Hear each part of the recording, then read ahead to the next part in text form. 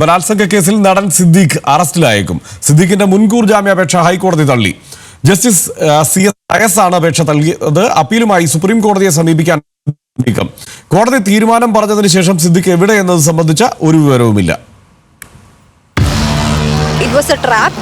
ഞാനടക്കമുള്ള പല സർവൈവേഴ്സിനോടും ചെയ്തിരിക്കുന്ന കാര്യങ്ങളെന്ന് പറയുന്നത് എൻ്റെ സമ്മതമില്ലാതെ എൻ്റെ ദേഹത്ത് കയറി ഉപദ്രവിക്കുകയും എന്നെ ട്രാപ്പിലാക്കുകയും എന്നെ അടിക്കുകയും തൊഴിക്കുകയും ഒക്കെ ചെയ്ത ഒരു ആളാണ്. ഹേമ കമ്മിറ്റി റിപ്പോർട്ട് പുറത്തു വന്നതിനു ശേഷമുണ്ടായ വെളിപ്പെടുത്തലുകളിൽ ഏറ്റവും ഞെട്ടിച്ചത് ഇതായിരുന്നു. പോലീസ് കേസെടുത്തു, യുവതിയുടെ മൊഴി രേഖപ്പെടുത്തി. സിദ്ദിഖ് കുറ്റം നിഷേധിച്ചു, കോടതിയിൽ പോയി. ഇപ്പോഴിതാ നടന് കനത്ത തിരിച്ചടി. 2016 തിരുവനന്തപുരത്തെ ഹോട്ടലിൽ വെച്ച് യുവതിയെ ബലാത്സംഗം ചെയ്ത കേസിൽ സിദ്ദിഖിന് മുൻകൂർ ജാമ്യമില്ല. ഒരു സിനിമയുടെ പ്രിവ്യൂ കാണാനെന്ന പേരിൽ പെൺകുട്ടിയെ ഹോട്ടലിലേക്ക് വിളിച്ചു വരുത്തി മുറിക്കുള്ളിൽ പൂട്ടിയിട്ട് ബലാത്സംഗം ചെയ്തെന്നാണ് സിദ്ദിഖിനെതിരായ കേസ്. ഇന്ത്യൻ ശിക്ഷാ നിയമത്തിലെ 376, 506 വകുപ്പുകൾ പ്രകാരമാണ് കേസ്. സിദ്ദിഖിനെതിരെ ശക്തമായ തെളിവുകളും സാക്ഷിമൊഴികളും കിട്ടിയിട്ടുണ്ടെന്ന് അന്വേഷണ സംഘം കോടതിയിൽ അറിയിച്ചു.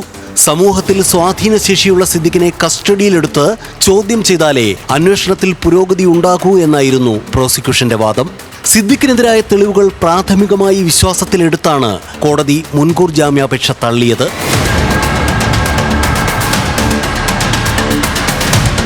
പരാതി നൽകാൻ വൈകി എന്നതുകൊണ്ട് കുറ്റമില്ലാതാകുന്നില്ല എന്നതടക്കം ശ്രദ്ധേയ നിരീക്ഷണങ്ങളും കോടതി നടത്തി. ബലാത്സംഗ കുറ്റമാണ് പ്രതിക്കെതിരെ ചുമത്തിയിട്ടുള്ളത്, കോടതി ഓർമ്മിപ്പിച്ചു. അറസ്റ്റ് ഒഴിവാക്കാൻ സിദ്ദിഖിനി സുപ്രീം കോടതിയിലേക്ക് നീങ്ങും. പ്രത്യേക അന്വേഷണ സംഘത്തിന്റെ അടുത്ത നീക്കം എന്താണെന്നാണ് ഇനി നിർണായകം. അറസ്റ്റ് ഉൾപ്പെടെ നടപടികളിലേക്ക് നീങ്ങിയേക്കാം. ഇക്കാര്യത്തിൽ നടപടികൾ തുടങ്ങിയിട്ടുണ്ട് എന്നാണ് സൂചന. 1.5 മാസം നീണ്ട അന്വേഷണത്തിനിടെ യുവതിയുടെ മൊഴിയെ സാധൂകരിക്കുന്ന ഹോട്ടൽ റൂം, റെസ്റ്റോറന്റ് ബില്ലുകളടക്കം തെളിവുകളും ശക്തമായ സാക്ഷിമൊഴികളും അന്വേഷണ സംഘം ശേഖരിച്ചിട്ടുണ്ട്. വിശദമായ അന്വേഷണത്തിനായി കുറ്റകൃത്യം നടന്ന ദിവസം യുവതി ധരിച്ച വസ്ത്രങ്ങളടക്കം അന്വേഷണ സംഘം കസ്റ്റഡിയിലെടുത്തു. കോടതി തീരുമാനം അറിഞ്ഞതിനു ശേഷം സിദ്ദിഖ് എവിടെയെന്നത് സംബന്ധിച്ചും വിവരമില്ല. ഫോണുകൾ സ്വിച്ച് ഓഫ് ആണ്.